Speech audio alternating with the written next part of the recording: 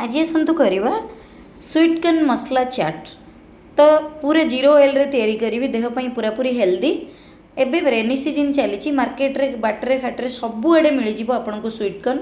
आमर भी आसीथिला मु चाट करी बसिली। प्रथमे ताकू भलरे छड़ा छड़ी करी धोई देई काटिया को बसिली। मते काटिबार छुरी बहुत कष्ट हैला। आपण माने मु देखिछि वीडियो रे केते सुंदर काटंती। मु तेणु हाथ रे भांगी देली। भांगी देकी लुण देई पानी देई प्रेसर रे 4-5टा हुइसिल दे देली। तापरे काकुड़ी टमाटो पियाज सबू छोट छोट करी काटिली। 3 जण पई करिवार थिला। गोटे बड़ साइज काकुड़ी 2टी टमाटो 2टी मीडियम साइज पियाज आउ धनिया पत्र गोटे बंच छोट छोट करी सबू काटी देली। काटी देला परे ए भितरे स्वीट कॉर्न सीझी जाइथिला। मु ताकू गोटे भूल कली। आपण माने से भूल करिवेनी। मु जल्दी करिवि बोली ताकू ठंडा पानी रे सांगे सांगे पानी रे पके देली जो द्वारा कि मते कष्ट हेइथिला छड़ेवा को। तो आपण टिके टाइम नहीं रखिए ठंडा हेले आराम से छड़ेबे।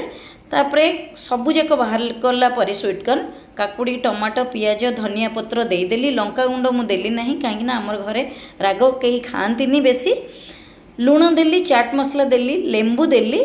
हाँ सेजुआन चटनी देली कहीं से भी बहुत राग आपण मैंने जानी से मु लंका गुंड देई नथिली कि कंचा लंका भी देई नथिली। सेजुआन चटनी जेते टिके अधिका देबे भल लागिवो बहुत टेस्ट लागिवो। टेस्ट तार 2 गुण हो जिवो।